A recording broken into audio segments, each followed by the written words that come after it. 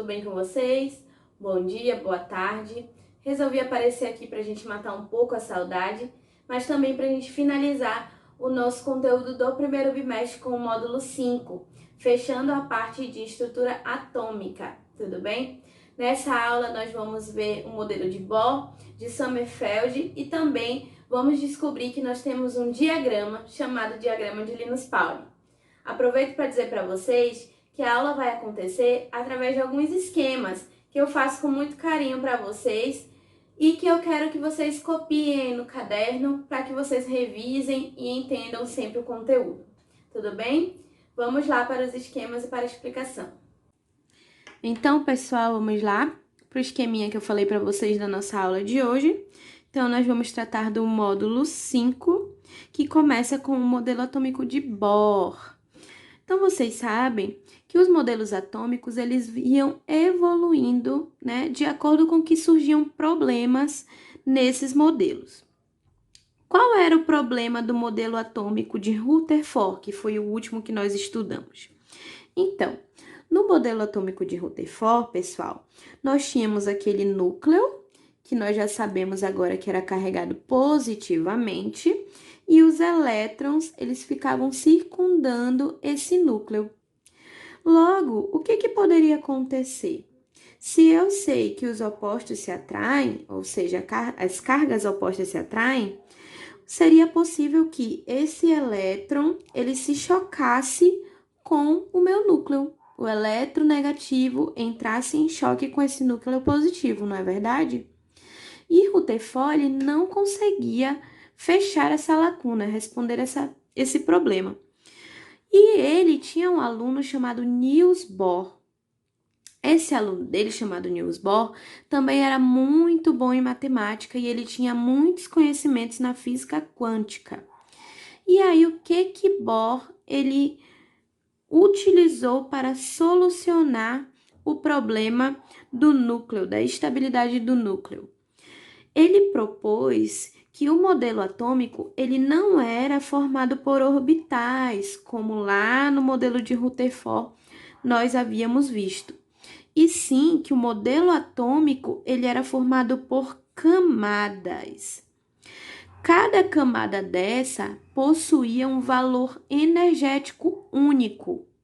E esse valor energético, ele que segurava o átomo para que o átomo não se chocasse com o núcleo, para que o átomo não se deslocasse entre essas camadas com muita facilidade. Então, vejamos essa parte aqui de baixo, que vai ficar mais claro para a gente. Agora, eu coloquei aqui, ó, o meu núcleo. Aí, a gente vai lembrar que o núcleo é o quê? Positivo, que os prótons estão aqui. E esse átomo agora de Bohr, ele trabalha com camadas, é um átomo de camadas, onde nós vamos ter 7 camadas, e essas 7 camadas, elas são nomeadas através de letras, ó. Camada K, L, M, N, O, P e Q. Ok, então já sabemos que agora no modelo de Bohr, o átomo ele é organizado por camadas. Essas camadas são justamente os níveis de energia da eletrosfera. Então, onde fica os elétrons, certo? E outra coisa também que o modelo de Bohr, ele permitiu que nós víssemos, é o seguinte. Um elétron, vamos imaginar que este vermelhinho aqui seja um elétron, ou seja, o elétron ele possui uma carga o quê? Negativa, né? Ele pode saltar de uma camada para outra. Porém, pessoal, cada camada dessa, como eu já havia falado, tem uma energia definida. E esta camada K aqui, ó, é a menos energética que a camada Q. A camada K, que é a mais próxima do núcleo, é menos energética que a camada Q, que é mais distante do núcleo. Sempre é assim que acontece, tá bom? Então, o que acontece? Quando eu tenho o elétron numa camada menos energética, que quer passar para uma camada mais energética, é óbvio que esse elétron ele precisa de mais energia. Porque para ele fazer parte dessa camada aqui, ó, ele precisa ter mais energia do que se ele fizer parte dessa daqui. Ou seja, Para acontecer o salto do elétron nas camadas, esse elétron ele recebe energia.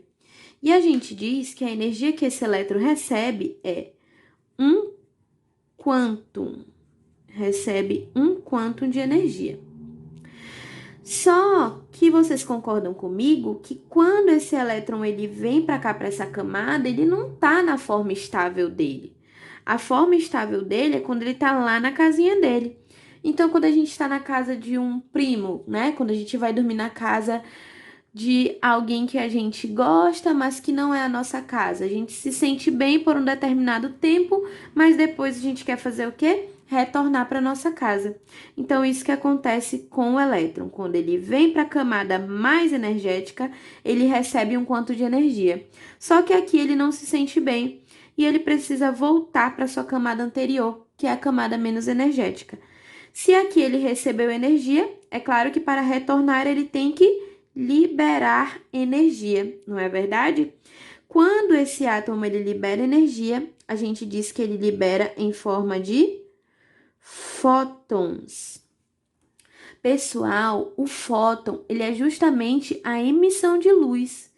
Então, no momento em que o elétron ele retorna de uma camada mais energética para uma menos energética, acontece a liberação de luz. Se isso for no espectro visível, nós conseguimos enxergar isso. Pessoal, essa luz, por exemplo, ela é utilizada nos fogos de artifício. O princípio do átomo de Bohr é o princípio dos fogos de artifício. Então, eu quero que vocês deem uma pesquisadinha lá em fogos de artifício e vejam mais sobre o que eu estou falando, tudo bem?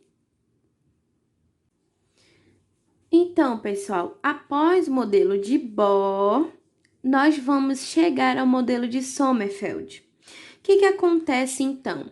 Qual é o problema que foi encontrado no modelo de Bohr e que Sommerfeld pode ter solucionado, resolvido?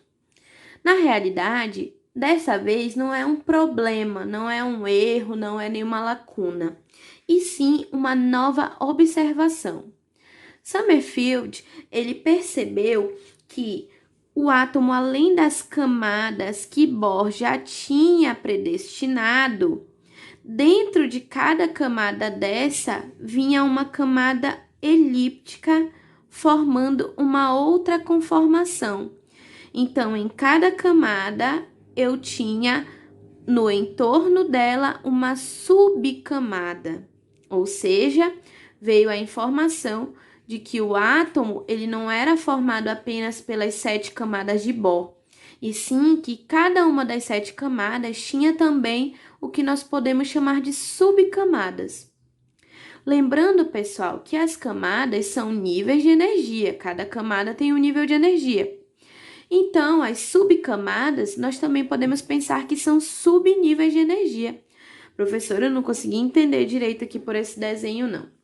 Então, tudo bem, pessoal, vamos mais aqui para baixo, olha só. Então, vamos ver aqui, ó. Aqui é o modelo de Bohr, tá bom? Vou colocar bem aqui. Modelo de Bohr. No modelo de Bohr, nós temos o quê? O átomo, que vai ter o seu núcleo para cá, né? E tem as suas camadas, olha aqui, ó, camada K, camada L, camada M, onde moram os elétrons, que tem carguinha, o quê? Negativa. Ok.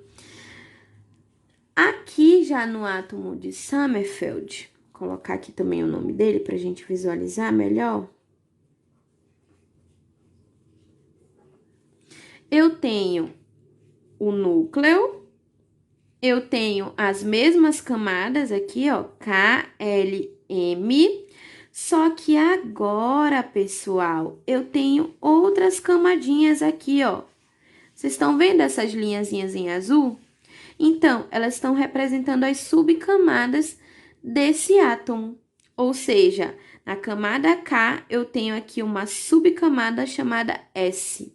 Na camada L, eu tenho duas subcamadas, uma S e uma P. Na camada M, eu tenho uma subcamada S, P e D. Ou seja, aqui no átomo de Sommerfeld, eu tenho níveis de energia e subníveis de energia. Professora, mas como é que eu vou saber que na camada K eu só tenho um subnível, na L eu tenho dois. Pessoal, esses valores, eles são padronizados. É o que nós vamos ver daqui a pouquinho, justamente no conteúdo de números quânticos.